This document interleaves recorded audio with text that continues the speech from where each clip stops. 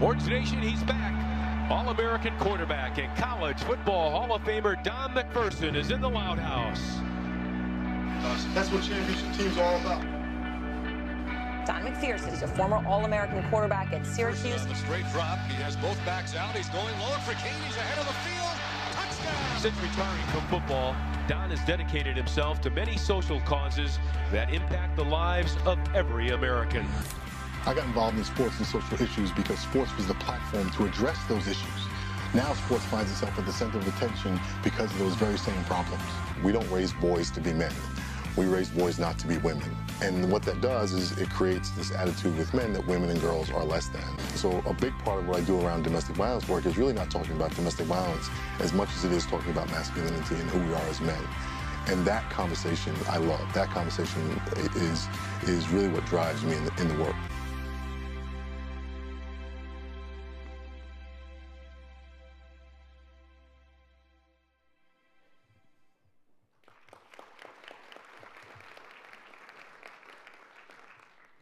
Good afternoon, or good morning.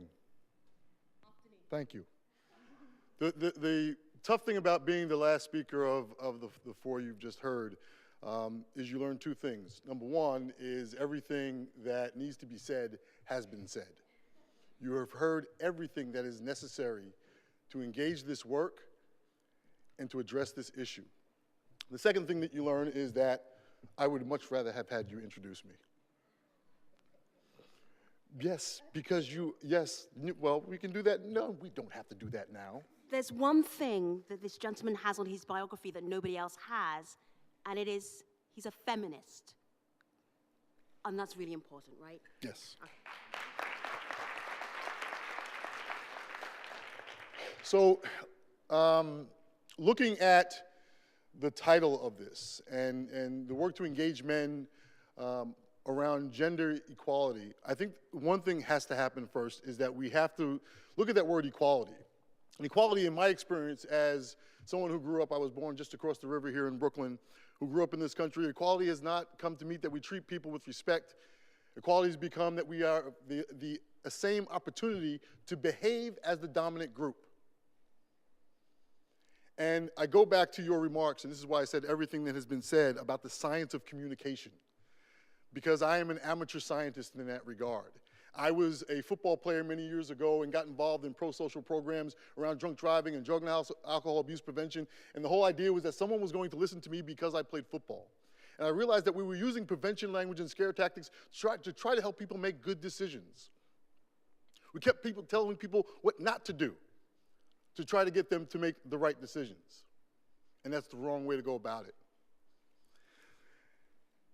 And I was raised in this world of sports. And it's ironic now that we think that sports somehow is going to be at the forefront of preventing sexual and domestic violence, because it has that mantle, it has that place. But we're not teaching. And one of the reasons why, if we want to think that sports is going to do it, and we think that sports builds character and integrity and leadership and all the positive things, all the positive altruistic things that we've always said sports develops, if that is the case, why do we see the worst behavior coming from people at the very highest level of sports? The inability to confront each other, the inability to deal with truth. If it's supposed to teach men to be powerful and strong and live with integrity, why do we not see it happening there? I was raised in that world of sports. And I was raised with the language, you throw like a girl. I always ask men and boys, what was the worst insult you could hear as a little boy?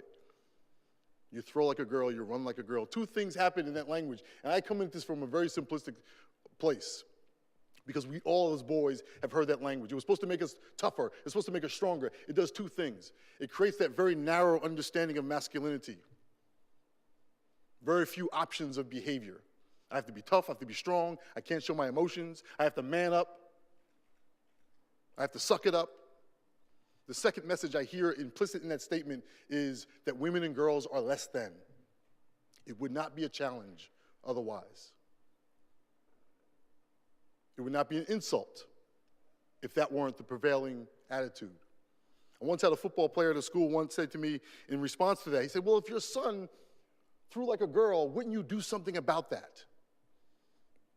I said, well, I'm not going to make my son better by degrading my daughter. And so it is incumbent upon us as men to raise that next generation of young men to see themselves not in their narrowness of masculinity. And one of the reasons why we do celebrate sports is because we celebrate the narrowness of masculinity, with the narrowness of the violence in sports.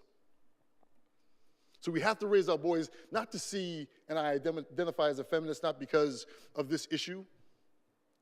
I identify as a feminist because it represents my wholeness as a man.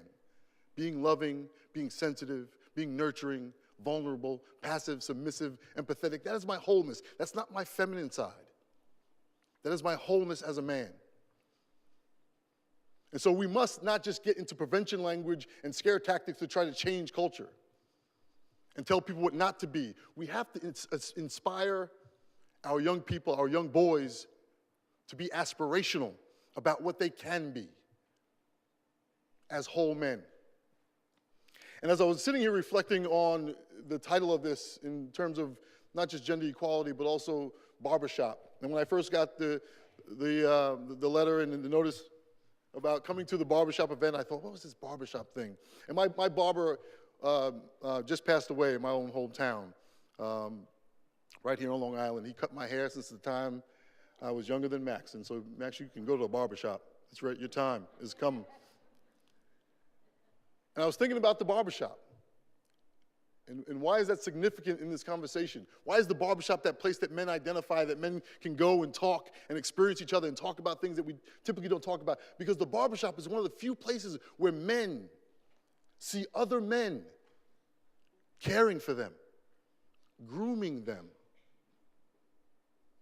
It's one of those few places where we as men actually care for each other in a nurturing, loving, and in many ways, superficially narcissistic way. I got my barber's gonna make me look tight for the weekend. He's caring for you. He's making you look good aesthetically. That is why the barbershop is so significant, because it's a place where we as men come together and care for each other. And if we are going to push towards gender equality, we have to recognize that men have gender, and that gender needs care. It needs love. It needs to be expanded to include all those qualities.